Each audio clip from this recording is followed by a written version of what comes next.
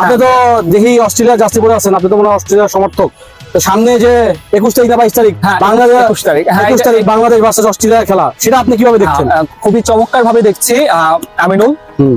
তো সবাই জানে এবং সবাইকে বিশেষ করে সুপার 8-এ যে 8টি দল এসেছে, সুপার 8-এর 8টি দলকে তাদের যোগ্যতা দিয়ে হচ্ছে সুপার 8-এ উঠেছে এবং সুপার 8-এর 8টি দলকে আমি প্রথমে শুভেচ্ছা জানাই তাদের এই যোগ্যতা অর্জন করার জন্য। এবং খুবই দুর্দান্ত ভাবে তারা হচ্ছে সুপার 8-এ এসেছে। যেহেতু 24 দলের ভিতরে 8টি দল কোয়ালিফাই করেছে, তার মানে হচ্ছে 8টি দলই শক্তিশালী। এখন যে বিষয়টি সেটা হচ্ছে যে তোমার আমি খুব দুর্দান্ত ভাবে দেখছি এবং বাংলাদেশ অস্ট্রেলিয়ার ম্যাচটি চমৎকার হবে তা বিশ্বাস করি। আপনি কি মনে করেন খেলাটা কি একতরফা হবে না ফাইটিং হবে? আসলে বলা যায় না খেলা একতরফা হবে না ফাইটিং হবে, কারণ হচ্ছে যে ওই দিনকার উপর নির্ভর করে। তবে আমি মনে করি যে হচ্ছে দুই দলই, অস্ট্রেলিয়া খুব ভালো দল এবং বাংলাদেশও তাদের যোগ্যতা দেখে পরের রাউন্ডে এসেছে। দুই দলই খুব চমৎকার ম্যাচ উপহার দিবে বিশ্বাস করি। আপনি দেখতেছি আপনি যাচ্ছি বলছেন অস্ট্রেলিয়ার, কিন্তু আপনি বাঙালি, তাহলে সেই ক্ষেত্রে আপনি এটা একটা চমৎকার প্রশ্ন। আমি একজন অস্ট্রেলিয়ান সাপোর্টার, তো আমি হচ্ছে অস্ট্রেলিয়া জার্সি বলছি। আসলে জন্মভূমির বাইরে কেউ নয়। অনেকে আমার প্রশ্নটি করে যে বাংলাদেশ অস্ট্রেলিয়া খেলা হলে আমি কাকে সাপোর্ট করব। আমি অবশ্যই নিঃসন্দেহে বাংলাদেশে সাপোর্ট করব। এবং হচ্ছে বিষয়টি আছে সেটি হচ্ছে যে আমার শরীর এবং শরীরে যেহেতু অস্ট্রেলিয়া জার্সি আছে, সুতরাং আমার শরীর অস্ট্রেলিয়ার কথা বলে, কিন্তু আমার মন আমার মাতৃভূমির কথা বলে। আমি শারীরিক ভাবে যদি আমাকে অস্ট্রেলিয়ান জার্সিতে দেখা যাচ্ছে, কিন্তু আমি মানসিক এবং মনস্তান্ত্রিক এবং মনগত ভাবে আমি একজন বাংলাদেশের সাপোর্টার। ইনশাআল্লাহ আমি বিশ্বাস করি বাংলাদেশ জিতবে। জি সেটাই নিঃসন্দেহে আমরাও চাই।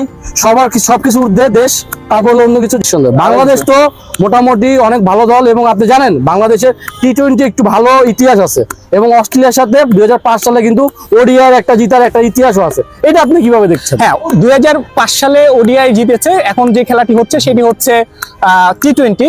বাংলাদেশের টি-20 ইতিহাস আসলে খুব বেশি ভালো না, তো অস্ট্রেলিয়ারও টি-20 ইতিহাস খুব বেশি ভালো না।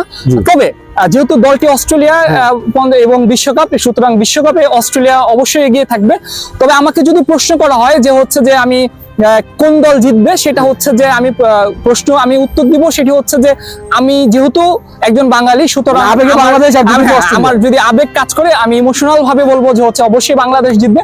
তবে বিবেক যদি কাজ করে তাহলে আমি হচ্ছে অস্ট্রেলিয়াকে এগিয়ে রাখবো এবং আমার বিবেক বলছে যে অস্ট্রেলিয়া জিতবে। তবে আমি আবেগের একজন ব্যক্তি, বাঙালি মানে আবেগী মানুষ, এবং আমি বিশ্বাস করি যে হচ্ছে যে আবেগের কারণে আমরা হচ্ছে বিশ্বকাপ জয়লাভ করবো। যাক, আপনাকে সুন্দর ম্যাচ দেখার আশা করতেছেন নাকি 21 তারিখ? হ্যাঁ, 21 তারিখ সুন্দর ম্যাচ হবে এবং হচ্ছে আবেগের জয় হোক এবং বিবেকের জয় হলে হবে না এই বিষয়ে। এবার আবেগের জয় হোক আমি চাচ্ছি। যে কোনো একটা মিরাকল হয়ে বাংলাদেশ জিতবে। মিরাকল না, বাংলাদেশ তার যুক্তি খেলা খেলতে আসলে 20 ওভারের ম্যাচ হচ্ছে, ক্রিকেট ম্যাচ 20 ওভারের ম্যাচ। আপনি তো জানেন যে যে কোনো সময় ভালো করতে পারে। তাছাড়া বাংলাদেশের বোলিং লাইনআপ অনেক ভালো। টি-20-তে অস্ট্রেলিয়ার ইতিহাস এবং অস্ট্রেলিয়ার যে পরিসংখ্যান সেটিও খুব বেশি ভালো নয়। তবে যেহেতু বিশ্বকাপের জায়গা থেকে অবশ্যই অস্ট্রেলিয়াকে এগিয়ে রাখতে হবে।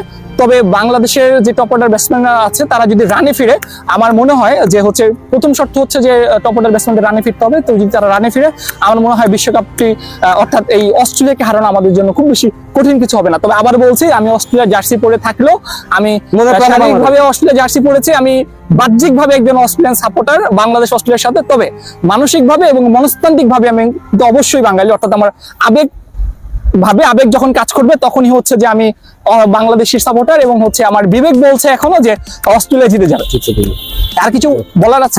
আপনি যে বাংলাদেশ যে দল আর যে অস্ট্রেলিয়া যে দলটা আছে বর্তমানে, সেই দুইটা দলটা আপনি কিভাবে দেখছেন? তাদের এই জায়গাটাতে একটু প্রশ্ন আছে। সেটা হচ্ছে যে যদিও আমি আবেগের তারে বা হচ্ছে আমি কোনোভাবে বলছি যে বাংলাদেশ জিতবে, কিন্তু দেখেন আপনার কাছে কোন জায়গাটা বাংলাদেশ যদি অস্ট্রেলিয়ার সাথে জিততে চায় কোন জায়গাটা ইমপ্রুভমেন্ট দরকার?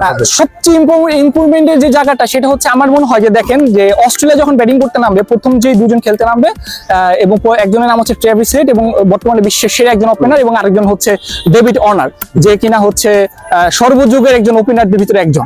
ঠিক একই জায়গা থেকে যখন তাদের এগেইনস্টে যারা খেলতে নামবে তারা হচ্ছে যে লিটন দাস এবং হচ্ছে জুনিয়র তামিম এবং ওয়ান ডাউনে শান্ত। সুতরাং লিটন দাস, জুনিয়র তামিম এবং ওয়ান ডাউনে যে শান্ত নামবে, তাদের এগেইনস্টে নামবে হচ্ছে আপনার ডেভিড ওয়ার্নার, ট্রেভিস হেড এবং মিচেল মার্শ।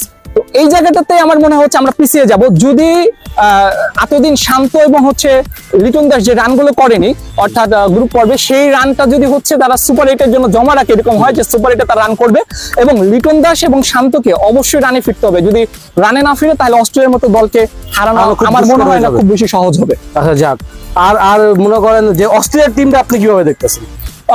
খুবই দুর্দান্ত ভাবে দেখছি এই বিশ্বকাপে এখন পর্যন্ত খুবই ভালোভাবে তারা জিতেছে এবং অস্ট্রেলিয়ার দল সবসময় দুর্দান্ত। এবার যে টিমটা খেলছে Travis Head, Warner, Marsh, Maxwell তো সবসময় হচ্ছে বিশ্বমানের খেলোয়াড় এবং বলারে যারা বল করছে মিচেল স্টার্ক সবসময় খুব ভালো খেলে, অ্যাডাম জাম্পা।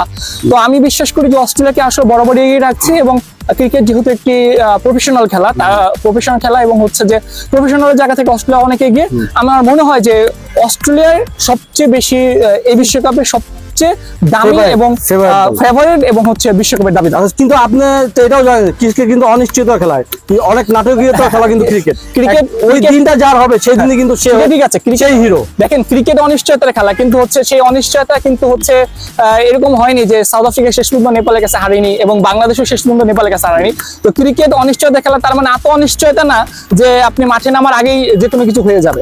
যেহেতু তাদের দলে অভিজ্ঞ খেলোয়াড় বেশি এবং তাদের দলের সবচেয়ে বড় কথা হচ্ছে যে আমাদের টপ অর্ডার বাংলাদেশ একাদশে কোনো পরিবর্তন চান কিনা? আসলে পরিবর্তন তো অনেক চাই। এখন তো যে 15 জন আছে এই 15 জন তো আর পরিবর্তন করা সম্ভব না। এখন পরিবর্তনের জায়গা থেকে লিটন দাস এবং শান্তকে পরিবর্তন করবেন আমি জানি, সুতরাং তাদেরকে আসলে রানে তাদের জায়গায় আসলে কাকে চাইলে আর কাকে রাখলে ভালো হবে? এখন এগুলো বলে লাভ নেই। এখন হচ্ছে যে তাদেরকে আসলে রানে ফিরতে হবে। লিটন এবং শান্ত দুজনেই রানে ফেরার যোগ্যতা রাখে, তারা দীর্ঘদিন দলকে সার্ভ করেছে এবং তাদের ভালো ভালো ইনিংসও আছে। লিটন দাসকে তো মোনালিসা বলা হয়, ক্রিকেটের মোনালিসা। তো ক্রিকেটের মোনালিসা হচ্ছে সে সুন্দরভাবে ফিরবে এটাই বিশ্বাস করি এবং সে যদি ফিরে তাহলে আশা করি খুব ভালো কিছু করা সম্ভব।